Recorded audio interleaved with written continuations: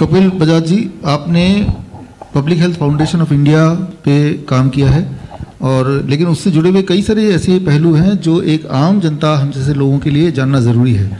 बल्कि हम में से ज़्यादातर लोग तो public health foundation of India कुछ है भी कि नहीं वो भी नहीं पता होगा, राइट। तो अंडरस्टैंडिंग कि हम लोग बिल्कुल नए इसके लिए, लेकिन वो वाला एस्पेक्ट जो हमारे लिए बहुत इंपॉर्टेंट है, हमारे रादर मरने जीने मरने का सवाल है, नहीं पता होना, वो आप थोड़ा ब्रीफली बताइए। Kapil Bajaj public health foundation of India और इस तरह के कई सारी चीज़ों का खुलासा करते आए हैं और आपका जवाब।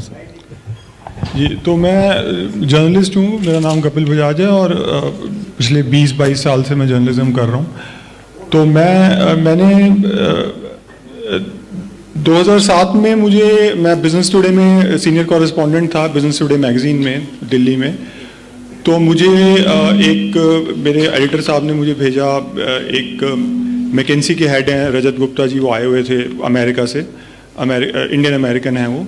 मैकेंसी एंड कंपनी है, बहुत बड़ी कंसल्टिंग कंपनी, उसके वो हेड थे, जो एक फर्स्ट इंडियन अमेरिकन जो बने थे। तो काफ़ी उनका नाम था, वॉल स्ट्रीट से जुड़े हुए थे और बड़े बिजनेस वर्ल्ड में उनके कनेक्शन थे। तो तब मेरी मुलाकात हुई रजत गुप्ता से 2007 में और मुझे बताया गया कि इन्होंने एक public health foundation of India नाम से एक संस्था बनाई है, पिछले साल ही यानी 2006 में बनी वो, और जिसको प्रधानमंत्री मनमोहन सिंह जी ने लॉन्च किया था। तब UPA 1 की गवर्नमेंट थी, सोनिया गांधी और मनमोहन सिंह की गवर्नमेंट। सोनिया गांधी जो थी रिमोट कंट्रोल संभाले हुई थी। तो 2007 में मुझे इस संस्था के बारे में पता चला, मैं उनसे मुलाकात की, यहीं खेलगांव में PhD CCI का जो चैम्बर है उसमें उनका ऑफिस था, मैं उनसे मिलने गया। और वो मीटिंग जो थी वो भी बहुत एक रफ उसका एंड हुआ कि उसमें मैंने उनसे सवाल पूछे। ये public health foundation of India के बारे में जब मैंने पढ़ा तो पता चला ये एक पब्लिक प्राइवेट पार्टनरशिप है, पब्लिक प्राइवेट पार्टनरशिप PPP। तो PPP के नाम पे इसको इस्टेब्लिश किया गया 2006 में। और तब तक मुझे ये नहीं पता था कि जो रजत गुप्ता है मैकेंसी के, वो किसको रिप्रेजेंट कर रहे हैं। वो दरअसल बिल गेट्स को रिप्रेजेंट कर रहे थे। बिल गेट्स के वो एजेंट थे, बिल गेट्स के एक तरह से कारिंदे थे, जिसको इस मिशन पे भेजा गया कि भारत में पूरा जो पब्लिक हेल्थ का जो तंत्र है उसको किस तरीके से बदल डालना है और उसको पूरे उस पर कब्जा करना है। तब तक ये नहीं पता था, लेकिन फिर भी सवाल मैंने बहुत तीखे पूछे उनसे कि मैंने पूछे पब्लिक प्राइवेट पार्टनरशिप क्या है और आप लोगों का क्या पब्लिक हेल्थ से क्या ताल्लुक है कि आप लोग भारत के अंदर आके ये PPP आपने बनाई, तो क्या है आपका एक्सपीरियंस, क्या है आपका, और वैसे भी आपकी अकाउंटेबिलिटी क्या है पब्लिक के लिए, क्योंकि सरकार तो को हमने चुन के लाए हैं और इलेक्शन में जनता ने उसको वोट दिया है, तो वो अकाउंटेबल हो जाती है कानून के तहत, संविधान के तहत। तो अगर वो कुछ गड़बड़ करती है तो जनता उसको अकाउंटेबल ठहरा सकती है, जिम्मेदार ठहरा सकती है, पर आपका क्या है। तो इस पे वो बहुत नाराज़ हो गए, खफा हो गए और गुस्से में आ गए बहुत, और फिर वो मीटिंग एंड हो गई और मुझे दरवाज़ा का रास्ता दिखा दिया गया। वो मीटिंग इस तरीके से अंत हुआ उसका, और बहुत ही मैं हैरान रह गया। उस मीटिंग में रजत गुप्ता थे जो उस समय PHFI के चेयरमैन थे, public health foundation of India, जो भारत में इस्टेब्लिश की गई, इसके चेयरमैन बना रखे थे ये इंडियन अमेरिकन, जो वैसे अमेरिकन सिटीजन है, इंडिया के सिटीजन भी नहीं थे वो। तो दूसरे जो उसमें आदमी थे वो प्रेसिडेंट थे PHFI के, bill and Melinda Gates foundation है। और तो ये जो के श्रीनाथ रेड्डी थे ये प्रेसिडेंट बने PHFI के, और आज तक वो प्रेसिडेंट हैं 14 सालों से, यानी 2020 में आज तक। ये पब्लिक प्राइवेट पार्टनरशिप क्या चीज़ है, तो और इसकी अकाउंटेबिलिटी कैसे बनती है जनता के प्रति, कैसे आप अगर कुछ गड़बड़ होता है तो फिर जनता आपको कैसे अकाउंटेबल बनाएगी, क्या आप RTI के अंडर आते हैं, वगैरह वगैरह। इस तरह के मैंने जब सवाल किए तो उसका कोई मुझे जवाब नहीं मिला और ये नाराज़ हो गए और मुझे दरवाज़ा दिखा दिया गया। खैर ये बात फिर मैं भूल गया और एक तरह से आई गई हो गई ये बात। और फिर 2011 में, ये 2010 में ही आप समझिए कि खबरें आनी शुरू हुई कि रजत गुप्ता पे कुछ एक्शन होने वाला है। अमेरिकन सिटीजन थे तो उन पे एक कोई स्टॉक मार्केट के फ्रॉड का कुछ केस बन रहा है, और उस पर जो अमेरिकन गवर्नमेंट है और SEC है उनकी सिक्योरिटीज एंड एक्सचेंज कमीशन, वो कुछ उन पे इन्वेस्टिगेशन कर रही है। ये 2010 में मुझे खबरें अखबारों में पढ़ने को मिली, क्योंकि ये बहुत बड़ा नाम थे रजत गुप्ता। तो 2011 आते आते जब ये लगने लगा कि ये गिरफ्तार हो जाएंगे, तो ये पीएचएफआई के चेयरमैन बने हुए थे। और पीएचएफआई में कौन लोग बैठे थे? मोंटेंग सिंह आलूवालिया बैठे थे, जो खास आदमी थे, कांग्रेस के भी खास आदमी हैं, और जो प्लानिंग कमीशन के डिप्टी चेयरमैन थे, और भारत सरकार के बड़े बड़े अधिकारी जो हेल्थ मिनिस्ट्री के सेक्रेटरी हैं, डीजीएचएस है हेल्थ मिनिस्ट्री का हिस्सा, डायरेक्टर जनरल ऑफ उसके भी सेक्रेटरी हैं वो। तो हेल्थ मिनिस्ट्री के बड़े बड़े अधिकारी बैठे हुए हैं पीएचएफआई में, और आपके Montek Singh Ahluwalia deputy chairman of planning commission बैठे हुए हैं, और उनके ऊपर बैठे हुए हैं ये साहब रजत गुप्ता, जो कि मैकिन्सी के हेड थे। और ये साहब जो है अब गिरफ्तार होने वाले हैं, और हमारे जो मनमोहन सिंह के कान पे जूं नहीं रेंग रही और मोंटेंग सिंह आलूवालिया के कान पे जूं नहीं रेंग रही कि आज अभी थोड़े कुछ समय में अगर ये गिरफ्तार हो जाते हैं तो यानी फ्रॉड, सिक्योरिटीज फ्रॉड के मामले में यूएस में, तो इनके नीचे तो भारत सरकार के सारे लोग बैठे हैं। अच्छा, मनमोहन सिंह के उस समय प्रिंसिपल सेक्रेटरी थे एक टीके नायर, वो भी इनके अंडर बैठे हुए थे। यानी जो पीएचएफआई का गवर्निंग बोर्ड था उसमें ये सारे लोग बैठे हैं भारत सरकार के। ये पीएचएफआई की वेबसाइट पे लिखा हुआ है कि ये लोग बैठे हुए हैं। और इस पीएचएफआई को लॉन्च किसने किया? खुद मनमोहन सिंह ने, और जिनके ऊपर सोनिया गांधी जी भी बैठी हैं, और उनकी जो एक नेशनल एडवाइजरी काउंसिल बनी हुई थी उसके कुछ लोग भी पीएचएफआई में बैठे हुए थे, जिसमें AK शिव कुमार थे, और ये जो हमारे इकोनॉमिस्ट हैं अमर्त्य सेन साहब, ये भी पीएचएफआई के बोर्ड में आज तक बैठे हुए हैं। कपिल जी थोड़ा ब्रीफ में, और जो समझ वाली बात है हमारे मतलब की जी। तो पीएचएफआई के बारे में मैंने 2011 में आर्टिकल अपना पब्लिश किया, और मैंने और उसके बाद फिर ये 2012 तक मैं लिखता रहा, और उसके बाद मैंने छोड़ दिया क्योंकि उसका कोई असर हम मुझे नजर नहीं आया। सारे पब्लिक हेल्थ कम्युनिटी को मैंने भेजा, इवन एमपीज तक को भेजे ये आर्टिकल्स, और मैंने शिकायतें भी की, और आरटीआई में भी इनको हम लेके आए, यानी आरटीआई के अंदर ये आ जाएं, इसका भी एक प्रयास किया जो सफल हुआ 2011 में। तो ये 2011 में जो 2006 में जो काम हुआ मनमोहन सिंह और सोनिया गांधी द्वारा भारत में पब्लिक हेल्थ फाउंडेशन को एस्टेब्लिश करने का, ये बिल गेट्स को एक तरह से पूरा जो भारत का जो पब्लिक हेल्थ का तंत्र है वो सौंप दिया गया। यानी भारत सरकार का जो कैप्चर हुआ वो 2006 में हो गया। 14 साल में इन्होंने भारत सरकार के सारे पॉलिटिशियंस को, भारत सरकार के जितने हमारे स्टेट्स को इन्होंने पूरा कैप्चर कर लिया। 2006 से ही इन्होंने अपने पब्लिक हेल्थ स्कूल बनाए, गुजरात में बनाया, आंध्र प्रदेश में बनाया, दिल्ली में बनाया, उड़ीसा में बनाया। उड़ीसा में बहुत हेल्प की नवीन पटनायक ने उनकी। नरेंद्र मोदी ने उनको गुजरात में स्कूल एस्टैब्लिश करने दिया, जमीन दी, पैसा दिया, सब कुछ दिया। और इस तरीके से बिल गेट्स की जो public health foundation of India है, इसका कब्जा करा दिया गया, भारत सरकार पे इसका कब्जा हो गया, भारतीय गणतंत्र पे कब्जा हो गया, सिर्फ सरकार पे नहीं। सरकार तो 5 साल होती है, लेकिन भारतीय गणतंत्र तो रहता है ना।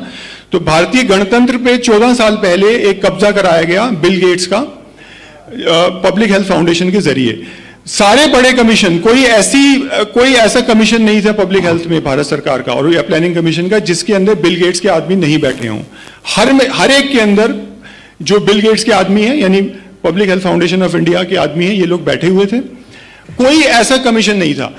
यूनिवर्सल हेल्थ केयर पे कमीशन बना 2010 में, जिसकी सेक्रेटेरिएट बना दिया गया public health foundation of India को। Public health foundation of India एक 100% इलीगल, अनलॉफुल, अवैध, गैर कानूनी संस्था है आज तक 14 साल। इसकी कोई नियम, कोई कानून के तहत ये नहीं बनाई गई, कोई समझौता तक नहीं है भारत सरकार का इन लोगों के साथ, मैकिन्सी और गेट्स फाउंडेशन के साथ। कोई कागज का टुकड़ा नहीं है जिसपे इन्होंने कोई अनुबंध किया हो, कोई कॉन्ट्रैक्ट किया हो, कोई कंसेशन एग्रीमेंट साइन किया हो, वो भी नहीं है। जब ये मांगे गए आरटीआई में, इनके पास कुछ नहीं निकला। जब इनसे पूछा गया कि आपके बड़े बड़े अधिकारी जो हेल्थ सेक्रेटरी और ये लोग मोंटेंग से आलूवालिया कैसे बैठे हुए हैं इनके गवर्निंग बोर्ड में, इसका कोई जवाब नहीं मिला, आज तक नहीं मिला। कोई ऑर्डर है आपके पास कि आपने कैसे ऑथराइज किए कि बैठे हुए हैं? क्या आपके पास मिनट्स ऑफ मीटिंग है जो इनकी बोर्ड मीटिंग होती है पीएचएफआई की? क्या भारत सरकार के पास कोई रिकॉर्ड है कि आपके अधिकारी इसमें जाते हैं और उन मीटिंग्स में क्या होता है, क्या फैसले लिए जाते हैं? ये बिल गेट्स की सीक्रेट संस्था है जो चल रही है भारत सरकार के अंदर। तो बताइए कि इनकी जो बोर्ड मीटिंग होती है उसमें क्या होता है? भारत सरकार ने कोई जवाब नहीं दिया आरटीआई के अंडर। इसके अलावा मैंने जब बाद में आरटीआई में आया तो मैंने बीएचएफआई से ही पूछा कि आपकी 2006 में जो पूरी गवर्निंग बॉडी थी उसका पूरा मुझे दीजिए, और मुझे एक फोर्स डॉक्यूमेंट भेजा गया जो पीएचएफआई के प्रेसिडेंट ने भेजा अंडर आरटीआई। तो ये क्रिमिनल संस्था है, ना केवल ये अनलॉफुल है, मैं यहां तक कह रहा हूं पूरी जिम्मेदारी के साथ, एक 100% क्रिमिनल संस्था सोनिया गांधी और मनमोहन सिंह ने बनाई और उसको भारत सरकार के अंदर घुसाया 2006 में। इन्होंने 14 साल में भारत के पूरे जो पब्लिक हेल्थ का जो तंत्र है, स्टेट्स में भी और सेंट्रल लेवल पे उस पर कब्जा किया। ना सिर्फ पब्लिक हेल्थ पे कब्जा किया और मिनिस्ट्रीज पे कब्जा किया, इसमें मिनिस्ट्री ऑफ हेल्थ भी शामिल है। मिनिस्ट्री ऑफ हेल्थ शुरू से इस षड्यंत्र में शामिल है, क्योंकि सीएसआईआर के उसके समय जो अध्यक्ष थे आर ए माशेलकर, वो इस षड्यंत्र में शामिल थे। 8 लोग थे जिन्होंने रजिस्टर कराया था पीएचएफआई को फरवरी 2006 में, जिसमें रजत गुप्ता था, जिसके अंदर श्रीनाथ रेड्डी था, जिसमें आर माशेलकर था, जिसके अंदर मैकिन्सी के और लोग थे, जिसमें 2 और कॉर्पोरेट लॉयर थे। इन 8 लोगों ने ये संस्था बनाई। इसको भारत सरकार से 65 करोड़ रुपए मिले, गेट्स फाउंडेशन ने 65 करोड़ रुपए डाले, और जितनी साम्राज्यवादी ताकतें हैं आपकी, जिसमें यूसेड आ जाती है जो अमेरिका के सीआईए के लिए काम करती है, यूके, यूरोप और अमेरिका की जितनी साम्राज्यवादी ताकतें हैं उन्होंने इसमें पैसा लगाया हुआ है। इन्फोसिस फाउंडेशन भारत के जितने बिलियनियर्स हैं, जिसमें रतन टाटा आता है, जिसके अंदर आपके इन्फोसिस के नारायण मूर्ति और नीलेकेनी आते हैं। नीलेकेनी जिसने बाद में आधार किया, बिल गेट्स का यार है, जिसने बाद में आधार प्रोजेक्ट किया और भारत में एक सर्वेलेंस स्टेट बनाने का प्रोजेक्ट शुरू किया। ये सब लोगों का रिप्रेजेंटेशन है पीएचएफआई में। इनके गवर्निंग बोर्ड में ये लोग बैठे हैं। आप पीएचएफआई की वेबसाइट पे जाइए, उनकी एनुअल रिपोर्ट जो है उसमें, क्योंकि इन्होंने वो भी हटा दी है। जब मेरे आर्टिकल और इंटरव्यूज आ रहे हैं, इन्होंने अपनी जो इनकी गवर्निंग बॉडी है मेन, जिसको जनरल बॉडी कहते हैं, उसका डिटेल्स भी इन्होंने वेबसाइट से हटा दिए, लेकिन आप उनकी एनुअल रिपोर्ट में वो देख सकते हैं। सारे भारत के बिलियनियर्स बैठे हैं। और ये 2006 में न केवल भारत सरकार पे कब्जा हुआ, लेकिन भारत सरकार में एक ओलिगार्किक रूल की शुरुआत हुई। यानी डेमोक्रेसी को खत्म करके एक टेक्नोक्रेटिक और ओलिगार्किक लोगों को, जो पूरी दुनिया से जिनके कनेक्शन है, उनको बिठा दिया गया, जिसमें भारत के बिलियनियर्स इनके साथ मिले हुए हैं, जिनकी मिली भगत है बिल गेट्स के साथ। और बिल गेट्स का जो पूरा नेटवर्क है उसमें, जिसमें मैंने आपको बताया टाटाज हैं, जिसमें इन्फोसिस के लोग हैं, शिव नादर हैं, एचसीएल टेक्नोलॉजी के जितने भारत के बिलियनियर्स हैं वो इस षड्यंत्र में शामिल हैं। और जिसमें गोदरेज हैं, जिसमें आनंद महिंद्रा हैं, यानी पूरा एक जो भारत के टॉप के बिलियनियर्स हैं वो इस षड्यंत्र में शामिल हैं। और आज वो भारत सरकार के अंदर बैठे हैं 14 साल में। ये ध्यान रखने की बात है। भारत सरकार को ये कंट्रोल कर रहे हैं, बिल गेट्स कंट्रोल कर रहा है। दूसरा, एक और कमीशन, इम्यूनाइजेशन का सारा कार्यक्रम पीएचएफआई को सौंप दिया गया। मैंने आपको यूनिवर्सल हेल्थ केयर का बताया, जो 2010 में इनको सेक्रेटेरिएट बना दिया गया। यानी एक अवैध संस्था को यूनिवर्सल हेल्थ केयर के कमीशन जो बनाया प्लानिंग कमीशन में, उसको सेक्रेटेरिएट बना दिया गया। यानी भारत सरकार ने अपना सारा काम इनको सौंप दिया। और जो technical advisory group on immunization of India बना हुआ है, उसका जो भारत की एपेक्स बॉडी है, जो सारी वैक्सीनेशन के जो बड़े बड़े डिसीजन है, कौन सी वैक्सीन शामिल होगी इम्यूनाइजेशन प्रोग्राम में भारत के, वो डिसीजन लेती है। उसका जो सेक्रेटेरिएट है वो पीएचएफआई को बना दिया गया, जो बिल गेट्स की बॉडी है। और गेट्स फाउंडेशन उसकी सारी फंडिंग कर रही थी। ये 2017 तक ये खेल चलता रहा। यानी 2013 में चालू हुआ, सोनिया मनमोहन ने किया, और 2017 तक ये चलता रहा। फिर बाद में जो मोदी सरकार ने 2017 में इनको उससे निकाला, गेट्स फाउंडेशन को और पीएचएफआई को। लेकिन पीएचएफआई और पीएचएफआई सेक्रेटेरिएट थी भारत की, जो national technical advisory group on immunization है, और गेट्स फाउंडेशन उसकी मेन फंडर थी। यानी जो उसका ऑफिस भी था एनटीजीआई का, वो पीएचएफआई का दफ्तर था, जो कि गुड़गांव में है। यानी भारत सरकार ने अपना पूरा इम्यूनाइजेशन का कार्यक्रम बिल गेट्स के हवाले कर दिया, जो 2017 तक ये खेल चलता रहा। और आज आप ये सोच रहे हैं कि बिल गेट्स एक तरह से भारत का रूलर बन चुका है। आज अब जब कोरोना का षड्यंत्र चालू हुआ, तब मुझे समझ आया कि ये पीएचएफआई में जो मैं लिखता आया हूं उसकी वो कहानी क्या है। 14 साल में एक बैकग्राउंड बनाई गई, पूरी जमीन तैयार की गई भारत में एक मेडिकल मार्शल लॉ लगाने की, और जिसका नतीजा आज हम भुगत रहे हैं। जो मार्च में लॉकडाउन चालू हुए और ये कोरोना का षड्यंत्र भारत के ऊपर थोपा गया। तो इस 14 साल इन्होंने ना केवल सेंट्रल गवर्नमेंट पे कब्जा किया, जितनी स्टेट्स हैं आपकी, Gujarat, Andhra Pradesh, even Karnataka, north east में शिलोंग तक में इनका पूरा कब्जा है। दिल्ली में इनका ऑफिस है। ओडिशा के अंदर इनको पूरा जमीन दी गई। ओडिशा में तो ये जो श्रीनाथ रेड्डी है, ये एडवाइजर बने हुए हैं चीफ मिनिस्टर नवीन पटनायक के। और ये जो है, ये जो जे पंडा है शायद इनके, जो आजकल बीजेपी में बैठे हैं, पहले बीजू जनता दल थे, ये तो इनके साथ मिले हुए थे रजत गुप्ता के साथ। इनकी तो शायद बीवी ने फायदा भी उठाया, जो इनका पब्लिक हेल्थ स्कूल खोला गया भुवनेश्वर में। तो नरेंद्र मोदी ने इनका पूरा सहयोग किया, जो इनके साथ मिले हुए थे। जो वाईएसआर रेड्डी हैं, उस समय चीफ मिनिस्टर थे कांग्रेस के, आंध्र प्रदेश, यूनाइटेड आंध्र प्रदेश, वो इनके साथ मिले हुए थे, शीला दीक्षित मिली हुई थी, नवीन पटनायक मिले हुए थे, और बाद में चल के इन्होंने और स्टेट्स में भी अपने ऑफिस खोले हैं पीएचएफआई ने, जैसे कि कर्नाटक में, जहां पे जमीन दिलवाई मनमोहन सिंह ने। ये भी मैं बता दूं आपको कि कर्नाटक में जो जी तो मैं ये कहना चाहता हूं कि भारत में मेडिकल मार्शल लॉ का और ये पूरा जो वैश्विक षड्यंत्र हुआ है, और जितनी साम्राज्यवादी ताकतें हैं, जिसमें गेट्स फाउंडेशन है, जिसमें आपकी imperial college, university of Washington, emery university, Wellcome Trust, ये जितनी और तो और ब्रिटिश रॉयल तक, इन सबको फंडिंग मिल रही है पीएचएफआई से, और पीएचएफआई फंडिंग कांग्रेस को दे रही है। इसका भी खुलासा मैंने कुछ दिन पहले किया है। 2013 से 2018 तक 100 करोड़ की फंडिंग कांग्रेस पार्टी को मिली है गेट्स फाउंडेशन से और पीएचएफआई से, और ये बाकी पॉलिटिकल पार्टीज को, शायद बीजेपी को भी दे रही होंगी, जिसका खुलासा अभी तक नहीं हो पाया। लेकिन जो पब्लिक डोमेन में आया, मैंने लिख दिया, मेरे आर्टिकल्स पढ़िए, मेरे कुछ इंटरव्यूज हैं यूट्यूब पे, वो आप देख सकते हैं, मेरे ब्लॉग्स हैं, आप देखिए, और मैं क्या लिखता आया हूं 2011 से, वो भी आप देखिए।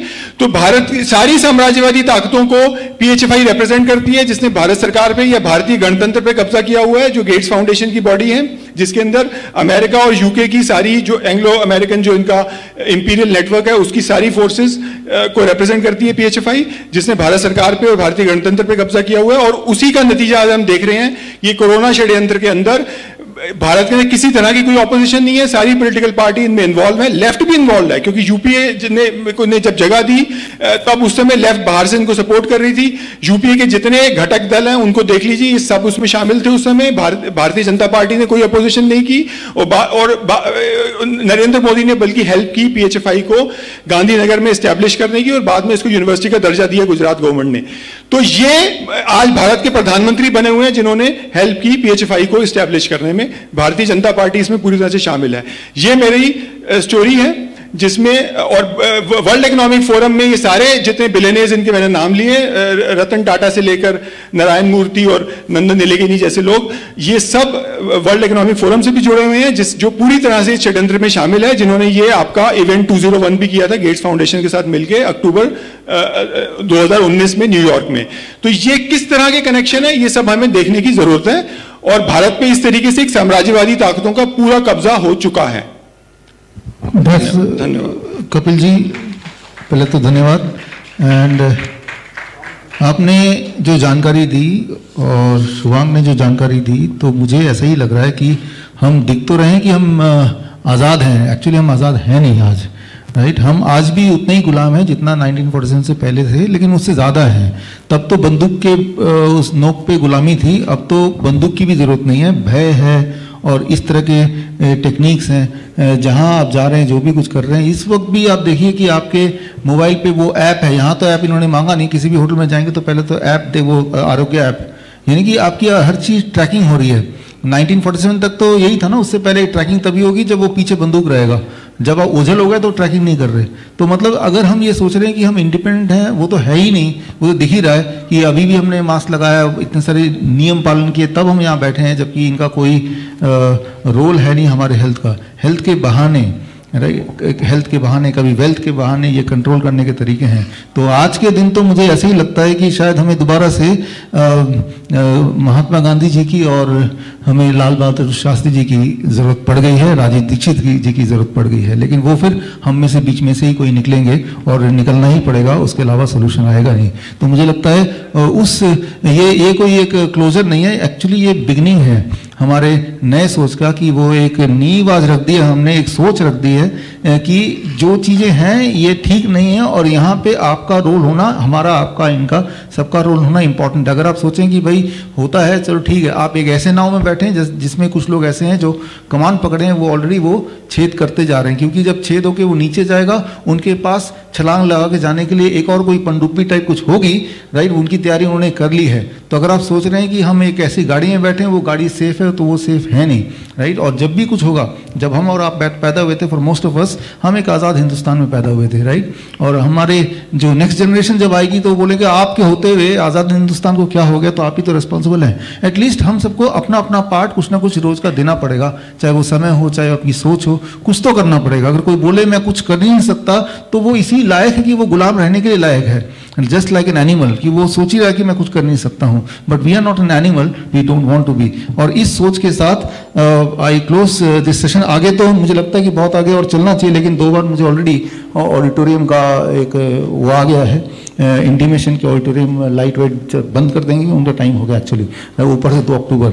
सो हम इसी सोच से इसको क्लोज करते हैं। दोबारा मिलेंगे 30 नवंबर, राजीव दीक्षित जयंती मनाएंगे, लेकिन तब तक हम में से बहुत सारे लोगों के अंदर ऑलरेडी कई सारे राजीव दीक्षित, कई सारे लाल बहादुर शास्त्री, कई सारे गांधी जी के रूप आ चुके होंगे। और एक बात आप सब जो लोग यूट्यूब के थ्रू भी हैं, फेसबुक के थ्रू, ट्विटर के थ्रू भी है, ये अपने आप को याद दिलाइए कि हमें 2 रूल लोगों के डर से दिमाग से निकालना है। कोरोना काल के 2 फॉर्मूले जो मैंने आपको बताया, बस इतना अगर कर दें 30 नवंबर तक, तो हम वहीं पे हॉल्ट कर देंगे। जो सारी प्लानिंग अभी राज आपने खोले, ये कोई प्लानिंग आज की नहीं है, एक्चुअली 2006 कम से कम 2006 तक से तो है ही, हो सकता है उससे पहले से हो।